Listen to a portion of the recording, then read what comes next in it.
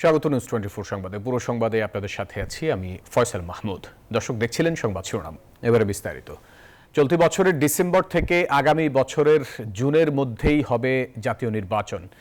জাতির উদ্দেশ্যে ভাষণে এই কথা জানান অন্তর্বর্তী সরকারের প্রধান উপদেষ্টা ডক্টর মোহাম্মদ ইউনূস।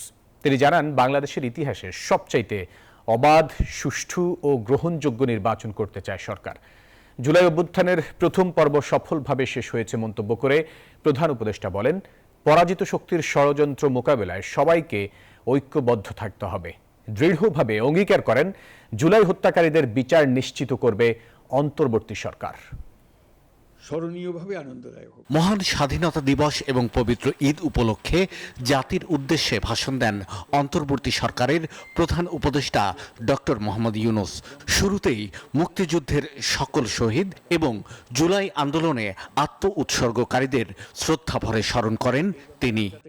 কোনো পণ্যের দাম বেড়ে না যায়। অধ্যাপক ইউনূস বলেন, রমজান মাসে দ্রব্যমূল্য যেন না বাড়ে, একই সঙ্গে বিদ্যুৎ সরবরাহ যেন ঠিক থাকে তা নিশ্চিত করতে কাজ করেছে সরকার। সরবরাহ চেনের প্রতিবন্ধকতা কঠোরভাবে প্রতিহত করতে সব ধরনের ব্যবস্থা আমরা নিয়েছি। দেশের সকল জায়গা থেকে খবর এসছে যে এই রমজানের দ্রব্যমূল্য আগের তুলনায় কমেছে। জানান, আগের সরকারের লাগামহীন দুর্নীতি আর অর্থ পাচার বন্ধে ব্যাংকিং খাতে শৃঙ্খলা ফিরিয়ে এনেছে অন্তর্বর্তী সরকার। গত 15 বছরে $234 বিলিয়ন পাচার হয়েছে। আইন, নিয়ম, নীতির জায়গায় যখন হরিলুট প্রতিষ্ঠিত হয় তখন এমন সবকিছুই সম্ভব।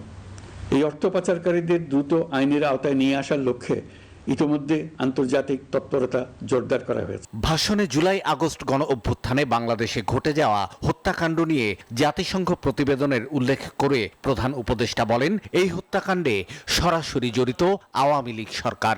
যারা গণহত্যায় জড়িত ছিল, যারা নির্বিচারে মানুষ হত্যা করেছে, যারা ইতিমধ্যে হত্যাকারী হিসেবে বিশ্বের কাছে স্বীকৃত, তাদের বিচার এই দেশের মাটিতে হবে। অভিযোগ করেন, পরাজিত শক্তি সরকারকে অস্থিতিশীল করতে ব্যাপক গুজব চালাচ্ছে, সঙ্গে করছে নানামুখী ষড়যন্ত্র। যতই নির্বাচন কাছে আসবে এর রূপ আরো ভয়ঙ্কর হতে থাকবে। সবসময় মনে রাখতে হবে, আমরা কিন্তু যুদ্ধাবস্থায় আছি। গুজব হলো এই জুলাই অভ্যুত্থানের বিরুদ্ধে পরাজিত শক্তির মস্ত বড় হাতিয়ার। গুজব দেখলেই গুজবের সূত্রের সন্ধান করতে থাকবেন, গুজবকে অবহেলা করবেন না। বহু অভিজ্ঞ সমর বিশারদ এই গুজবের পেছনে দিনরাত কাজ করছে। সীমাহীন অর্থ এর পেছনে নিয়োজিত আছে। এর মূল লক্ষ্য জুলাই অভ্যুত্থানকে ব্যর্থ করা। আমরা তাকে ব্যর্থ হতে দেব না। আগামী জাতীয় নির্বাচন কখন হবে সে বিষয়েও ধারণা দেন প্রধান উপদেষ্টা। এবছর ডিসেম্বর থেকে আগামী বছরের জুনের মধ্যে নির্বাচন হবে। আমরা চাই আগামী নির্বাচনটি বাংলাদেশের ইতিহাসে সবচেয়ে অবাধ, সুষ্ঠু ও গ্রহণযোগ্য নির্বাচন হবে। এই জন্য নির্বাচন কমিশন সব ধরনের প্রস্তুতি নিতে শুরু করেছে। রাজনৈতিক দলগুলো ব্যাপক উৎসাহ উদ্দীপনায় নির্বাচনের জন্য তৈরি হতে শুরু করবে বলে আশা করছি। ভাষণে নারী অধিকার নিশ্চিত করার আহ্বানও উঠে আসে প্রধান উপদেষ্টার কণ্ঠে। বলেন, জুলাই আন্দোলনের পর নারীদের অবস্থান ইতিবাচকভাবে পরিবর্তন হবে, সরকার তা নিশ্চিত করতে চায়। শাহ আলী জয়, নিউজ 24, ঢাকা। দর্শক, ব্যাংককে ইউনূস মোদি বৈঠক হলে তা দুই দেশের সম্পর্কের স্থবিরতা কাটাবে বলে মনে করেন পররাষ্ট্র সচিব। প্রধান উপদেষ্টার চীন ও থাইল্যান্ড সফর ঘিরে সংবাদ সম্মেলনে এ কথা বলেন তিনি। জানান, প্রথম দ্বিপাক্ষিক হিসেবে চীনকে বেছে নেওয়া অন্যদের জন্য একটি বার্তা। কূটনীতি বিশেষজ্ঞরা বলছেন, নিজেদের স্বার্থ রক্ষা করে ভারত চীন দুদেশের সঙ্গেই সুসম্পর্ক বজায় রাখতে হবে বাংলাদেশকে। বিস্তারিত জানাচ্ছেন প্রমা চৌধুরী। বাংলাদেশ ভারত সম্পর্কের বরফ গলেনি এখনো। এমন সময় অন্তর্বর্তী সরকারের প্রধান উপদেষ্টার চীন সফর। নতুন সরকার গঠনের পর প্রথম দ্বিপাক্ষিক সফর ভারতে হবার রীতি ভেঙে এবার চীনে যাচ্ছেন ডক্টর মোহাম্মদ ইউনূস। মঙ্গলবার দুপুরে প্রধান উপদেষ্টার চীন ও বিমস্টেকে যোগ দিতে ব্যাংকক সফর নিয়ে বিস্তারিত তুলে ধরে পররাষ্ট্র মন্ত্রণালয়। প্রধান উপদেষ্টার প্রথম দ্বিপাক্ষিক সফরে চীনের সঙ্গে বেশ কয়েকটি সমঝোতা সই হবে বলে জানান পররাষ্ট্র সচিব জসিম উদ্দিন। গুরুত্ব পাবে রোহিঙ্গা প্রত্যাবর্ষণ ও তিস্তা প্রকল্প ইস্যু। দুই দেশের মধ্যে এই সফরকালে কয়েকটি বিষয়ে চুক্তি এবং সমঝোতা স্মারক স্বাক্ষরিত হবে। মানব সম্পদ উন্নয়ন, অর্থনৈতিক ও কারিগরি সহায়তা, সাংস্কৃতিক ও ক্রীড়া বিষয়ক সহযোগিতা। ব্যাংককে বিমস্টেক সম্মেলনে ইউনুস মোদি বৈঠক এখনো নিশ্চিত নয়। বাংলাদেশের চিঠির এখনো জবাব দেয়নি ভারত। পররাষ্ট্র সচিবের আশা, বৈঠক হলে দুদেশের মধ্যে সম্পর্কের স্থবিরতা কাটবে। আমরা আশা করি যে বৈঠক যদি অনুষ্ঠিত হয় তাহলে আমাদের দ্বিপাক্ষিক সম্পর্কে যে সৃষ্ট স্থবিরতা সেটা কেটে যাওয়ার সম্ভাবনা আছে। আমাদের দিক থেকে আমরা বলতে পারি যে আমরা এই বৈঠকের জন্য প্রস্তুত আছি। তবে ভারত বাংলাদেশ সম্পর্কের এই বাস্তবতায় প্রধান উপদেষ্টার চীন সফরকে গুরুত্ব সহকারে দেখছেন বিশেষজ্ঞরা। নিজেদের স্বার্থ রক্ষা করে বহুপাক্ষীয় আলোচনার সুযোগ আছে বলে মনে করেন তারা। আমাদের অভ্যন্তরীণ চাহিদাটাই এখন এই মুহূর্তে আমাদের কাছে প্রধান বিষয়। তো কাজেই চীনের সাথে সম্পর্ক, ভারতের সাথে সম্পর্কের মানে কি বলা যায়, বিনিময় হচ্ছে না। নির্বাচিত সরকার আসতে হবে, তো তারা ওটার জন্য অপেক্ষা করবে, তারাও আমি মনে করি। যার জন্য ওই এমওইউ হবে একাধিক, কিন্তু বড় কিছু হওয়ার কথা না। এই বিষয়ে আন্তর্জাতিক সম্পর্ক বিশ্লেষকরা বলছেন, এই মুহূর্তে নির্বাচিত সরকারের অপেক্ষায় ভারত ও চীন। তাই বাংলাদেশকে নিজেদের স্বার্থ রক্ষা করে দুদেশের সঙ্গে সুসম্পর্ক বজায় রাখার তাগিদ দিয়েছেন তারা। বাংলাদেশ আমার মনে হয় সবসময় এই ব্যাপারে। প্রমা চৌধুরী, নিউজ 24, ঢাকা। আজ 25 মার্চ, গণহত্যা দিবস। 71-এর ভয়াল সেই কাল রাতের স্মরণে আজ রাত 10:30 থেকে 10:31 পর্যন্ত 1 মিনিট ব্ল্যাক আউট কর্মসূচি পালন করা হবে। এ সময় সব আলো নিভিয়ে একসঙ্গে নীরবতা পালন করা হবে। তবে কেপিআই ও জরুরি স্থাপনা এই কর্মসূচির আওতামুক্ত থাকবে। 1971 সালের এই রাতে অপারেশন সার্চ লাইট নামে নির্বিচারে মানুষ হত্যা করে পাকিস্তানের হানাদার বাহিনী। দিনটি স্মরণে 2017 সালে 25 মার্চকে জাতীয় গণহত্যা দিবস ঘোষণা করে সরকার। 1971 সালের এই দিনে পাকিস্তানি হানাদার বাহিনীর নারকীয় এই হত্যাযজ্ঞে জাতি আজও শোকাহত। আওয়ামী লীগ বাকশাল করে গণতন্ত্রকে হত্যা করেছিল বলেই তাদেরকে কোনো গণতান্ত্রিক সুবিধা দেয়া ঠিক হবে না, এমনটি মন্তব্য করেছেন বিএনপি মহাসচিব মির্জা ফখরুল ইসলাম আলমগীর। তিনি বলেন, 71-এ মুক্তিযুদ্ধের হত্যাযজ্ঞে যারা সহযোগিতা করেছিল তারাই আজ বুক উঁচিয়ে কথা বলছে। এ সময় দলটির অন্য নেতারা বলেন, জনগণ দ্বারা প্রত্যাখ্যাত হয়ে অনেকেই বেপরোয়া হয়ে গেছে। মহান স্বাধীনতা ও জাতীয় দিবস উপলক্ষে রাজধানীর ইঞ্জিনিয়ার্স ইনস্টিটিউটে আলোচনা সভার আয়োজন করে বিএনপি। যোগ দেন দলটির বিভিন্ন পর্যায়ের নেতাকর্মীরা। আলোচনায় উঠে আসে মুক্তিযুদ্ধে শহীদ রাষ্ট্রপতি জিয়াউর রহমানের অবদানের কথা। বিচারের সম্মুখীন হতে হবে। জনগণ দ্বারা প্রত্যাখ্যাত হয়ে অনেকেই বেপরোয়া হয়ে গেছে। সভায় এমন মন্তব্য করেন বিএনপি নেতারা। তারা বলেন, সংস্কারের নামে নির্বাচন পেছানোর ষড়যন্ত্র সফল হবে না। অপরের প্রতি ভিন্ন মত পোষণ করেও সম্মানের সাথে আমাদের সেই রাজনীতি করতে হবে। আমরা কিন্তু সেই রাজনীতি থেকে সরে দাঁড়াতে পারবো না। আর যারা সেই রাজনীতি করার চেষ্টা করছে, জনগণ তাদেরকে প্রত্যাখ্যান করেছে। অনতি বিলম্বে কোনো ধরনের উছিলা, কারো কোনো আবদার, এগুলোর দিকে আপনারা তোয়াক্কা না করে নির্বাচনের 3 তারিখ ঘোষণা করেন। জনগণই ঠিক করে নিবে। সমস্যা যারা সৃষ্টি করে, ষড়যন্ত্র যারা করে, তার বিরুদ্ধে জনগণই দায়িত্ব নেওয়া, তার সমাধান। আলোচনায় সভাপতিত্ব করেন বিএনপি মহাসচিব মির্জা ফখরুল ইসলাম আলমগীর। পাকিস্তান গণহত্যার জন্য এখন পর্যন্ত ক্ষমা প্রার্থনা করেনি উল্লেখ করে অনেকেই মুক্তিযুদ্ধকে ভুলে যাওয়ার চেষ্টা করছে বলে অভিযোগ করেন তিনি। যারা সেদিন সহযোগিতা করেছে, যারা সেদিন সে হত্যাযজ্ঞে সহযোগিতা করেছে, তারা এখন গলা ফুলিয়ে কথা বলে।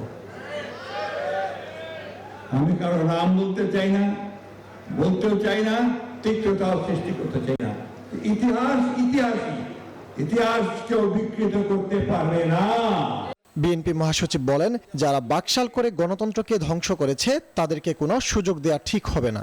আওয়ামী লীগ সবসময় গণতন্ত্রকে ধ্বংস করেছে, সুতরাং আওয়ামী লীগকে আর কোন গণতান্ত্রিক সুবিধা দেওয়ার কথা আমরা চিন্তা করতে পারি না।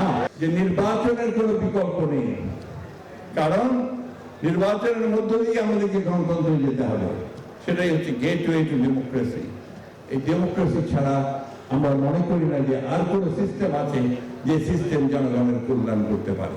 সামাজিক যোগাযোগ মাধ্যমে পোস্ট দিয়ে দেশকে নৈরাজ্যের দিকে নিতে চেষ্টা হচ্ছে বলে অভিযোগ করেন মির্জা ফখরুল। সোশ্যাল মিডিয়াতে কিছু নতুন নতুন, আমি বলি, কুতুব আবির্ভূত হয়েছে। ফজলা রাব্বি, সৌরভ, নিউজ 24, ঢাকা। ঈদ উল ফিতরে ট্রেন যাত্রার দ্বিতীয় দিনে স্বস্তিতে বাড়ি ফিরছেন যাত্রীরা। ভিড় বেড়েছে নারীর টানে বাড়ি ফেরা মানুষের। মঙ্গলবার সকালে দুপুর পর্যন্ত সব ট্রেনই ছেড়েছে সময় মতো। মেলেনি টিকিট নিয়ে ভোগান্তি বা প্ল্যাটফর্মে হয়রানির অভিযোগ। এদিকে বাস ও লঞ্চ যাত্রায় এখনও ভিড় কম। সামনের দিনগুলোতে চাপ বাড়বে বলছেন সংশ্লিষ্টরা। সব ট্রেনই এখন যাত্রীতে ঠাসা। ঈদযাত্রার দ্বিতীয় দিনের সকাল থেকেই রাজধানীর কমলাপুর রেল স্টেশনে হাজারো ঘরমুখো মানুষের ভিড়। শেষ সময়ের ভোগান্তি কমাতে আগেভাগেই বাড়ির পথ ধরেছেন অনেকে, কেউ বা আটকা পড়েছেন কর্মক্ষেত্রে, তাই পাঠিয়ে দিচ্ছেন পরিবারের সদস্যদের। শেষের দিকে অনেক ঝামেলা হয়, ভিড় হয়, এর জন্য আমরা আগে ছুটি পেয়েছি, এর জন্য বাড়ি চলে যাচ্ছি যেন কোনো ঝামেলা না হয়। আনন্দ হচ্ছে, অনেকদিন পর বাসায় যাচ্ছি, অনেক ভালো লাগছে। 3 স্তরের চেকিং শেষে প্ল্যাটফর্মে প্রবেশ করছেন যাত্রীরা। সার্বিক ব্যবস্থাপনায় খুশি নারীর টানে বাড়ি ফেরা মানুষ। আগের বার গেছি অনেক কষ্ট হয়েছে, কিন্তু এবার এরকম কষ্ট নাই। প্ল্যাটফর্মে ঢোকার সময় কোনো ঝামেলা নাই, নিশ্চিন্তে বাধাগ্রস্ত ছাড়াই আমরা ঢুকতে পারতেছি। আর এই যাত্রা এবার খুব সুন্দরই হচ্ছে, ভালোই হচ্ছে। সদরঘাট লঞ্চ টার্মিনালে এখনও ঠাসাঠাসি ভিড় নেই। সামনের দিনগুলোতে চাপ বাড়বে বলছেন সংশ্লিষ্টরা। নিরাপত্তায় কঠোর ব্যবস্থা নিয়েছে কোস্টগার্ড। যাত্রীদের কাউকে সন্দেহ হলে আমরা চেক করছি, নিরাপত্তার জন্য কাউকে ব্যাগ স্ক্যানিং করছি, আমরা লিফলেট বিতরণ করছি এবং নিরাপত্তামূলক মাইকিং করছি। এবং আপনারা জানেন যে আমরা বিভিন্ন লঞ্চ এবং নদীঘাটে আমাদের ব্যানারগুলো আমরা পেস্ট করেছি, যাতে আমরা যাত্রী সাধারণ যে কোনো সমস্যা হলে কোস্টগার্ডের সাথে সার্বিকভাবে যোগাযোগ করতে পারে। সড়কপথেও বিশেষ নিরাপত্তা নিয়েছে পুলিশ। সংবাদ সম্মেলনে ডিএমপি জানিয়েছে অক্সিলারি ফোর্সের সঙ্গে থাকবে অন্যান্য বাহিনীর সদস্যরাও। ঈদকে সামনে রেখে আমাদের অক্সিলারি ফোর্স দিয়েছে। অক্সিলারি ফোর্সের পাশাপাশি আমাদের ফোর্সেরা কিন্তু ফুড পেট্রোলিং করতেছে প্রত্যেকটা মার্কেটের সামনে, মার্কেট কেন্দ্রিক আর কি। এই মার্কেট কেন্দ্রিক আছে, আমরা চেষ্টা করতেছি আমাদের মতো করে যে সর্বোচ্চ শক্তি প্রয়োগ করে আমরা এটা ঠেকানোর চেষ্টা করছি। বাস টার্মিনালেও এখনও ততটা ভিড় নেই। সংশ্লিষ্টরা বলছেন সামনের দিনগুলোতে যাত্রীর চাপ বাড়বে। Masud Suman, news 24, Dhaka. Bank commission গঠন সময় সাপেক্ষ এবং রাজনৈতিক সিদ্ধান্তের ব্যাপার, ফলে এই বিষয়ক সিদ্ধান্ত বাস্তবায়ন করবে না অন্তর্বর্তীকালীন সরকার। দুপুরে সচিবালয়ে ব্যবসা ও অর্থনীতি খাতের সাংবাদিকদের সাথে প্রাক বাজেট আলোচনায় এই কথা জানিয়েছেন অর্থ উপদেষ্টা ডক্টর সালেউদ্দিন আহমেদ। এ সময় তিনি জানান, আগামীতে দুর্বল বা খারাপ ব্যাংকগুলো যেন পরিস্থিতি থেকে বেরিয়ে যেতে পারে, সেজন্য ব্যাংক রেজুলেশন অ্যাক্টের মাধ্যমে আইন করে যাবেন তারা, যার ফলে আমানতকারীদের অর্থ ফেরত পাওয়া নিশ্চিত হবে।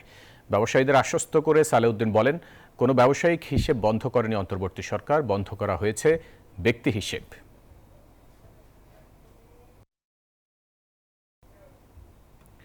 শ্রমিকদের পাওনা আগামী বৃহস্পতিবারের মধ্যে পরিশোধ করতে হবে, না হলে কারখানা মালিকের বিরুদ্ধে আইনি পদক্ষেপ নেওয়া হবে বলে হুঁশিয়ারি দিয়েছেন নৌ পরিবহন ও শ্রম উপদেষ্টা অবসরপ্রাপ্ত brigadier general M Sakhawat Hussain. দুপুরে সচিবালয়ে এক ব্রিফিংয়ে সাংবাদিকদের তিনি এই কথা বলেন। ৯৯% গার্মেন্টসে বেতন ভাতা হয়ে গেছে উল্লেখ করে উপদেষ্টা বলেন, শ্রমিকদের বেতন ভাতা বকেয়া রেখে 12টি প্রতিষ্ঠানের মালিক বিদেশে যেতে পারবেন না। বাড়ি গাড়ি বিক্রি করে হলেও শ্রমিকদের বেতন ভাতা দিতে হবে। শাখাওয়াত হোসেন জানান, শ্রম ইস্যুতে বাংলাদেশের বিরুদ্ধে আন্তর্জাতিক শ্রম সংস্থা মামলা করার জন্য প্রস্তুতি নিচ্ছিল। সেখানে বাংলাদেশের অবস্থান ব্যাখ্যা করার পর মামলার সময় আগামী মার্চ পর্যন্ত বাড়িয়েছে।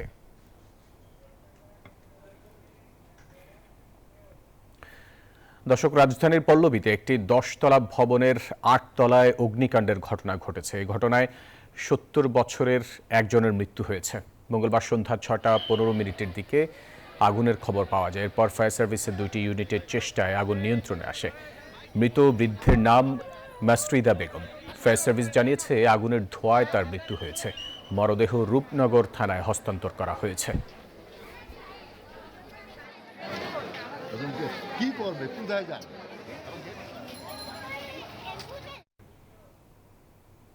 এবারে বাংলা লিংকের সৌজন্যে ঈদ কেনাকাটার খবর।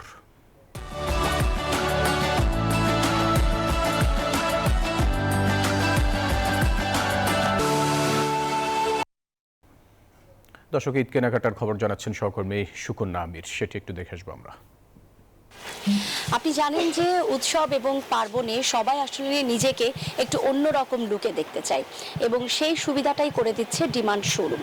তার একই সঙ্গে এনেছে ছেলেদের কালেকশন এবং মেয়েদের কালেকশন এবং একই সঙ্গে যারা ছোটরা রয়েছে তাদের জন্যও কিন্তু নতুন পোশাক নিয়ে এসেছে এবং রোজার আসলে একদম শেষ দিকে আমরা চলে এসেছি, আর মাত্র কয়েকদিন বাকি। সুতরাং শেষ মুহূর্তের কেনাকাটায় ডিমান্ড শোরুম একই সঙ্গে কিন্তু ফ্ল্যাট 30% ডিসকাউন্ট দিচ্ছে ক্রেতাদের জন্য। একটু বলে রাখা ভালো যে তারা ছেলেদের জন্য যেটি এনেছে পাঞ্জাবি এনেছে, টি শার্ট রয়েছে, ফতুয়া রয়েছে এবং যেই জিন্সের প্যান্টগুলো রয়েছে তার পাশাপাশি কিন্তু গ্যাবারিং এর একটা বড় কালেকশন রয়েছে এবং একই সঙ্গে কাবলি সেটও রয়েছে। এবং যারা আসলে মেয়েরা আসবেন একই সঙ্গে তাদের জন্য রয়েছে 1 পিস থেকে শুরু করে 2 পিস, 3 পিস এবং শর্ট টপসগুলো রয়েছে, 4 পিস রয়েছে। এবং যারা আসলে এই গরমকে মাথায় রেখে হাফ স্লিভ শার্ট কিনতে চান তারাও কিন্তু একই সঙ্গে এই শার্টও পেয়ে যাবেন ডিমান্ড শোরুমে এবং একই সঙ্গে ফুল স্লিভ শার্টও কিন্তু রয়েছে। এবং কালারের দিক থেকে বলা যায় যে যেহেতু উৎসব সুতরাং একটু উজ্জ্বল কালার কিন্তু অনেকেই পছন্দ করেন। এখানে যারা আসবেন তারা উজ্জ্বল কালার একসঙ্গে পাবেন এবং ফেস্টিভ যে লুক রয়েছে সেই লুকের ডিজাইনও কিন্তু পাবেন। এবং যারা আসলে একটু বিদেশি পোশাককে অ্যাভয়েড করতে চান, দেশি পোশাকটাকেই একটু প্রায়োরিটি দিতে চান বেশি, তারা কিন্তু দেশি পোশাকের মধ্যে নকশা করা পোশাক কিন্তু একই সঙ্গে পেয়ে যাবেন। এবং যেটি আমাদেরকে এখানকার ব্রাঞ্চ ম্যানেজার রয়েছেন তিনি বলছেন যে ক্রেতারা পছন্দ করছে এবং ক্রেতাদের কাছ থেকেও কিন্তু আমরা একই কথা শুনেছি যে একটু ভিন্ন ধাঁচের, ভিন্ন কাটের পোশাক হওয়াতে তাদের পছন্দ হচ্ছে। এবং যেহেতু ঈদের একদম কাছাকাছি সময় চলে এসেছে সুতরাং যারা আসলে বাড়ি যাবার তারা তো চলেই গেছে, যারা রাজধানীবাসী আছে তাদের জন্য এই শেষ কেনাকাটার মুহূর্তে কিন্তু 30% ডিসকাউন্টের ব্যবস্থা করেছেন এবং রং বিবেচনায়, নকশা বিবেচনায় ভিন্ন ধাঁচের। গাজীপুরের কেপিজে হাসপাতাল থেকে রাজধানীর এভার কেয়ার হাসপাতালে আনা হলো তামিম ইকবালকে। রাত 8:30টার দিকে অ্যাম্বুলেন্সে করে তামিমকে এভার কেয়ারে আনা হয়। গেল সোমবার ঢাকা প্রিমিয়ার লিগের ম্যাচে টসের পর গুরুতর অসুস্থ হয়ে পড়েন টাইগারদের সাবেক অধিনায়ক। এরপর তাকে সাভারে হাসপাতালে ভর্তি করা হয়। এনজিওগ্রাম করে তার হার্টে একটি রিংও পরানো হয়। দর্শক, এই ছিল নিউজ 24 সংবাদে। এতক্ষণ সাথে থাকার জন্য ধন্যবাদ সবাইকে।